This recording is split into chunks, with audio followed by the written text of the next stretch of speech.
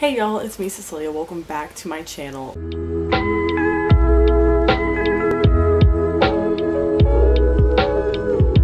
So today I wanted to do a two-parter to my last video that I just posted. And by the way, thank you for so much of the love of that last video. It has over 1,000 views at this moment, which never happens on my channel. It's now my most viewed video. And I've gotten so much love on it, and I'm just want to say thank you. Thank you so much. Thank you to my new subscribers. Hi, how's it going? I was contemplating doing this video because I've seen a lot of my white friends, or just white people in general, like asking like, oh my gosh, like what books are they to recommend, even though we've been recommending them for years, and like there's an entire Goodreads page that has like 700 books on it. But I digress. The last video I recommended 11 nonfiction books by black authors, some white authors, but that just talk about race. And today I wanted to recommend 11 again because I have to be 11. It has to be 11, you know? Editing me here. It's 10 books. I can't count. So just forget I said that. I'm here to recommend 11 books by black authors about black characters, black perspectives, etc. I have read every single one of these and I recommend them highly. Also in this video, I want to shout out my favorite black indie bookshop. I think it's very important to shout these bookshops out, and I really wanted to shout out mine. I talked about it a little bit on Twitter, but I want to talk about it here, of course, is the Doc Bookshop. This is one of my favorite local bookshops. They're located here in Fort Worth, and they specifically focus on black authors and black stories. That's all they have in their store. They also have different jewelry, wellness products, clothing, and they put the money back that they get into the community, which I really appreciate. They have a bunch of author events, which I've been to one of them. It's really fun. And on Tuesday nights they have poetry nights. I've been several times, and I performed one night, and it's just a good fun time, and I really enjoy going. It's just such a nice, welcoming atmosphere. And they just celebrated their 12th anniversary, I believe, on May 27th. So I will leave their Bookshop account pretty much through Bookshop. You go onto Bookshop, and it's pretty much like a Barnes & Noble, but it supports indie bookshops. And I will leave their page down below, so if you purchase anything through that link, you are supporting the Doc Bookshop. So I will also leave their website down below if you want to order directly from their website. But the Bookshop one is if like a certain book either on this list or a book you want to buy they don't have. So yeah, I have a bunch of genres on this list. I have horror, romance, contemporary, science fiction, got some comics in there. We got a lot of good stuff. So we're just gonna get right into it, even though I just had a long introduction. The first book I'm going to be recommending is The Ballad of Black Tom by Victor LaValle. I actually read this book last month, and this is an adult horror novella, and it is so interesting. It's pretty short. I think that I listened to it on audiobook, and it's about like a 4-hour audiobook. And since I listened to it on about like 1.5 speed, it was shorter than that, but it was so interesting. I don't want to talk too much about it since it is a novella and you can spoil things easily in novellas. So this takes place in Harlem in the 1920s, and we follow our main character Charles, and he pretty much makes money by playing music on the streets. But it's funny because he really can't play the guitar very well. He can only play like 2 songs, and but his singing is pretty good, so that's what gets him work. But also during this time he also kind of delivers things, and he gets himself into some magical things. That's all I want to say. That's all I want to say. I don't want to spoil too much about this one, but it is very good. Victor LaValle, his writing was so beautiful in this book.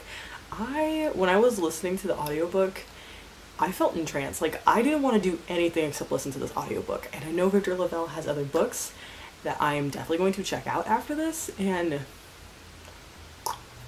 God tier. The next one, I'm already breaking my own fiction. This is a poetry collection. I didn't think that it was going to fit into my last video, and I still want to recommend it here because I thought it was so good. It is The Tradition by Jericho Brown. This is a poetry collection. And this poetry collection talks about a lot of different things. It really takes the intersections between, of course, Jericho being a black man in America, and talks about his personal experiences about it. I don't know, I'm not a huge poetry snob, but there's some forms of poetry, like when I read a poetry collection and afterwards I want to write poetry, that's the kind of stuff after this. And I don't know, it's just so good. It's one of those things that you can't really talk a lot about because it's a poetry collection. Like, it talks about his trauma, about being a father, his blackness, queerness. Wow, everything just went dark. Alrighty, the next book on my list is Watch Us Rise by Renee Watson and Ellen Hagen. This book is written by two authors and a dual perspective. So one of the perspectives is Jasmine. This book takes place in New York City, by the way. But she's a plus-size black teenager, and she is dealing with her father, who has recently been diagnosed with cancer. And she's dealing with that, but also her identity as being a black woman. And the other perspective follows Chelsea, who is white, and the author is white as well. And pretty much she is just dealing with a lot of the anger she's feeling because of a lot of sexism that she is, like, that people are putting onto her and that are happening in their high school. But pretty much they come together and they form a feminist club at their school, and it's such a good book. I really love Renee Watson. Just as a person, I've met both of the authors and I've gotten this book signed by both of them, and I really like their writing, how they complement each other. And what I also really like about this book is that it talks about feminist themes, but it also talks about the intersectionality of it. It's not just like a white feminist kind of perspective. And I do like, because our other character, Chelsea, has a couple of, I wouldn't say they're racist, but like a couple of moments where she needs to be a little ignorant statements, and Jasmine calls her out, like, point blank on the page, like, Chelsea, you need to stop this bullshit. And she learns from her mistake, so I applaud. But I really love this book. And another book by Renee Watson, if you want to check it out, is Piecing Me Together.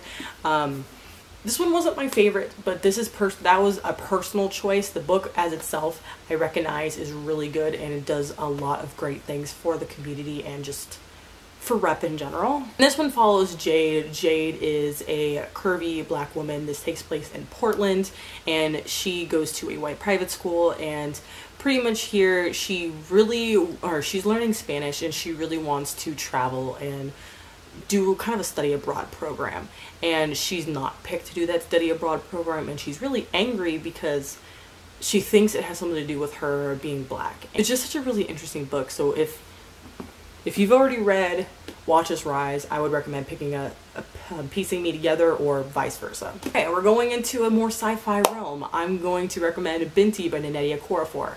When I first read this, I was in a very bad mood. You know, sometimes when you read books and you're just in a bad mood, and so like your mood just kind of isn't part of the book. But right now I'm currently rereading this, and oh, it is so good. What was I thinking the first time I read this book? Like, if you go back to last year, when did I read this book? June. If you go to last June when I read this book, so a year ago, literally exactly, I finished this exactly on June 3rd, so timing. But if you go back to then, you will see exactly what I'm talking about, or if you go back to June, you'll know what I'm talking about. But I was tripping. So you have our main character Binti, and she is offered to go to this university in space. So she's part of the Himba people, and she's the first Himba person to be offered a scholarship, or to be offered to go to this university, and she takes it, of course, because that's an awesome opportunity. And she goes on onto the spaceship in order to go to university, and a lot of things happens. This is also a novella. I've strangely been falling in love with novellas, but this is... Was that my mom? But this one is so good. I really enjoy Nnedi Okorafor's writing, and Once I finish this one, I'm going to finish the trilogy, and whew, I was tripping the first time I read it, so don't even look back at that June video, because this is so good. Next one is a book that I hold so near and dear to my heart. When I read this when did I read this? When I read this at the beginning of last year, this book changed me and I just needed to like talk about it. So we have Blended by Sharon Draper. So we follow Isabella. She's 11 years old and she is mixed race. Her dad is black and her mom is white, and they are divorced, and it follows her going in between her families. She's like in a situation where she's at her father's for 1 week and at her mother's for 1 week, and something like that. So you see her deal a lot with just her identity of whether she's black or if she's white, or what that means to her. And I do want to say trigger warnings for microaggressions, police brutality towards the end, just straight up racism. This book means a lot to me. This is a middle grade book, and I desperately needed this when I was 10 years old. This book, at least for a good portion of my life, I asked the same questions as her, like, am I black, am I white, what that means. Also, just the divorced parents rep, I really enjoyed that. Of course, my parents are divorced, so it really spoke to me like that, and it's just such a wonderful, beautiful book. It does not get the love that it deserves, so yes, please pick this one up. It's fantastic. Alright, next one I'm going to recommend is The Proposal by Jasmine Guillory. And I know there's like quite a people who don't like this, but I just thought this was fun. This is just a fun book. So we follow Nicole, and she goes to a Dodgers game with her boyfriend. They've been dating for like 3 months, and she's not really feeling it, but at the Dodgers game, he proposes to her and gets her name, or spells her name wrong on the Jumbotron, and she says no publicly, and pretty much everyone around her is like, fuck this bitch, like why'd you say no? He just proposed publicly like this. And Carlos was sitting not that far away, and he kind of helps her get out of the situation and not get like attacked by the people there. And it's their love of Carlos and Nicole. I found this like really cute. There was this really cute scene where Carlos takes Jasmine to a taqueria, and they are trying a bunch of different tacos and just bonding. And I don't know why, when I read this scene, I was like, ugh, love. Love is real. But this is just a fun book. It takes place in Los Angeles. I lived in the LA area for 2 years, so I just thought this was fun. This is just a fun adult romance. Now we're going to my comic slash superhero. I mean, one of these isn't really a comic, but it has a superhero main character, or superhero main character, so it's whatever. So I'm going to be recommending Bingo Love by T. Franklin. This is such a cute, just one-shot comic. So we follow two girls, Hazel and Mari, and they meet in the 1960s in a bingo parlor. Love me some bingo. And they fall in love. But since it's the 1960s and they're both black women, they really can't do anything about it, and they separate. And I believe they come back 40 or 50 years later, and they see each other again at a bingo hall and pretty much rekindle the romance that they had back in the day. And this book made me sob in a library. This book took all of the emotions. Oh my god. It's queer women and bingo. There's literally nothing better. I love bingo, and as a queer black woman, it was so cute and beautiful, and you will sob. You will sob. I sobbed. You will sob. I love it so much. And if you want, this is, I think, is one of a perfect way to get into graphic. It's just graphic works in general. Something short and fun. Yes. Next book I'm recommending that I've heard literally no one talk about, but I read it and I thought this was fucking amazing, is Black Panther, the Young Prince by Ronald L. Smith. Now this is a middle grade story. I found it randomly at Target one day, and I was like, you know what, I'm gonna buy it and read it, and it was real good. But we follow a 12-year-old T'Challa, and he is just living his life. Pretty much he's sending him and M'Baku to America, and because there is a lot of conflict happening in Wakanda, and he wants to make sure that his son is safe. And so when he goes to America, there is just a lot of culture shock. They go right into a middle school in the heart of Chicago, and he is dealing with a lot of things. And while he's trying to handle life in America, M'Baku just starts to change, like personality wise, and something else might be happening. But I found this just such a fun middle grade story.